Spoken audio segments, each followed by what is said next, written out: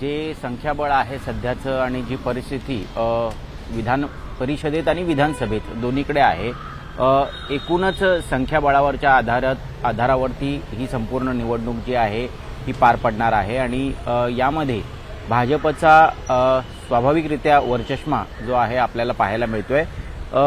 विधानसभा सदस्यातून ज्या 30 जागा निवडून येतात त्यापैकी ह्या रिक्त झालेल्या 9 जागा ज्या आहेत ह्या 13 मे रोजी त्या ठिकाणी त्यांचं टर्म संपते आहे आणि त्यामुळे त्यासाठी आता निवडणूक लागलेल्या आहेत।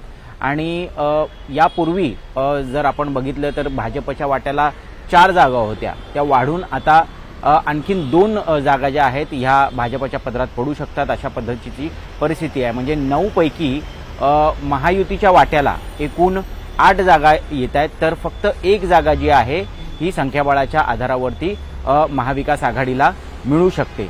परंतु अतिशय इंटरेस्टिंग गणितं आपल्याला या निवडणुकीच्या निमित्तानं सुद्धा हर्षदा पाहायला मिळणार आहेत। कारण मागच्या वेळेला संख्याबळ नसताना सुद्धा किंवा कशा पद्धतीनं राजकारण करून मोठ्या प्रमाणात एक राजकीय उलाढाल किंवा एक मोठा राजकीय थरारनाट्य आपल्याला महाराष्ट्रात पाहायला मिळालेलं होतं। याची आपल्याला सगळ्यांना जाणीव आहे की विधान परिषदेची किंवा राज्यसभेची निवडणूक जी आहे ही महाराष्ट्राच्या राजकारणात किती महत्त्वाची ठरू शकते आणि त्याचीच पुनरावृत्ती पुन्हा एकदा होणाऱ्या निवडणुकांमध्ये होणार का हे आपल्याला बघावं लागणार आहे। यामध्ये भाजपच्या नेत्यांशी बोलत असताना एक गोष्ट प्रखरपणे जाणवते, आमच्या वाट्याला ज्या जागा येणार आहेत याचं गणित तर आम्ही मांडलेलं आहे। एकूण 9 पैकी 6 जागा ज्या आहेत ह्या भाजपकडे जाणार आहेत, भाजपचा दावा असणार आहे। भाजपचे जवळपास 135 हे अधिकृत चिन्हावरती निवडून आलेले आमदार आहेत। यापैकी आणखीन 4 ते 5 आमदार जे आहेत हे भाजपला समर्थन देणारे आहेत, यामध्ये अपक्ष आहेत, काही भाजप प्रणित आहेत। असे मिळून 140 पर्यंतची संख्या जी आहे ही भाजपची जाताना आपल्याला पाहायला मिळते आणि या संख्येच्या आधारावरती जर बघितलं तर 28चा हर्षदा कोटा आहे, त्यामुळे 5 जागा या सहजरित्या भाजप डोळे झाकून निवडून आणू शकतं।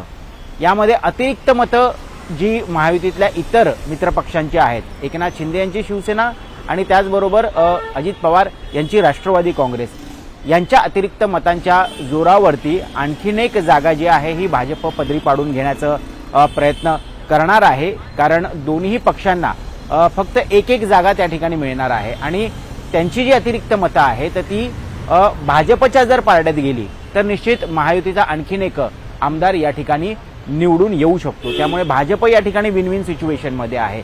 आता प्रश्न उरतो तो महाविकास आघाडीचा। आता महाविकास आघाडीकडे एकच जागा आहे। पक्षीय बलाबल जर या महाविकास आघाडीच्या 3ही पक्षांचं पाहिलं तर सर्वाधिक जागा या उद्धव ठाकरे यांच्या शिवसेनेच्या आहेत। त्याच्या पाठोपाठ आपण बघतोय काँग्रेस आणि राष्ट्रवादी काँग्रेस शरद पवार गट यांच्याकडे जागा आहेत। त्यामुळे उद्धव ठाकरे यांचं नाव हे अग्रक्रमाने या ठिकाणी ह्या शर्यतीत आपल्याला पाहायला मिळते।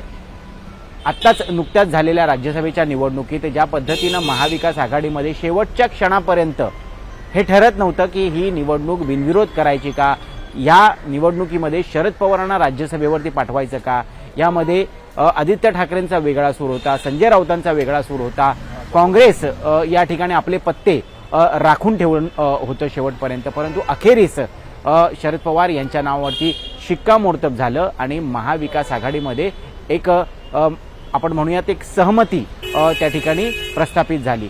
पण अशाच पद्धतीची सहमती आता विधान परिषदेच्या निवडणुकीला ती सुद्धा उद्धव ठाकरे यांच्या नावावरती शिक्कामोर्तब करताना होणार का हे बघावं लागेल। कारण आपण बघितलं नुकत्याच झालेल्या राज्यसभेच्या निवडणुकीत काँग्रेसची मतं होती।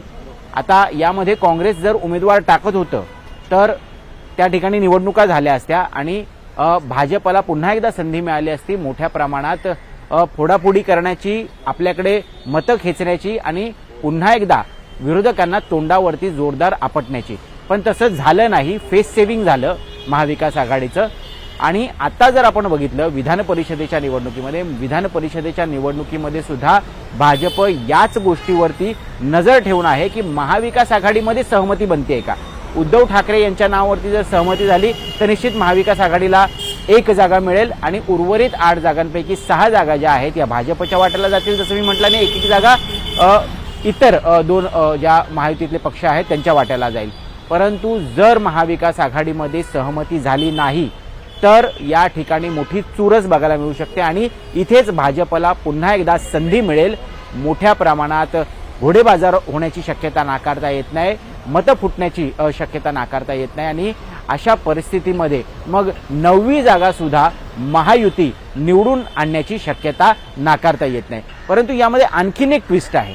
यामध्ये जर आणखीन एक जागा लढवायची असेल तर असं सांगण्यात येते की अजित पवार यांच्या पक्षाला 1 जागा मिळते आहे, त्यांची अतिरिक्त मतं आहेत, आणखीन काही मतांची बेगमी करायला लागणार आहेत. यामध्ये इतर सपा असेल किंवा MIM असेल अशी वेगवेगळ्या छोट्या मोठ्या पक्षांचे जे विरोधी बाकावरती बसणारे पक्ष आहेत हे सुद्धा ऐन वेळेला या ठिकाणी फिरताना आपण बघितलेले आहेत.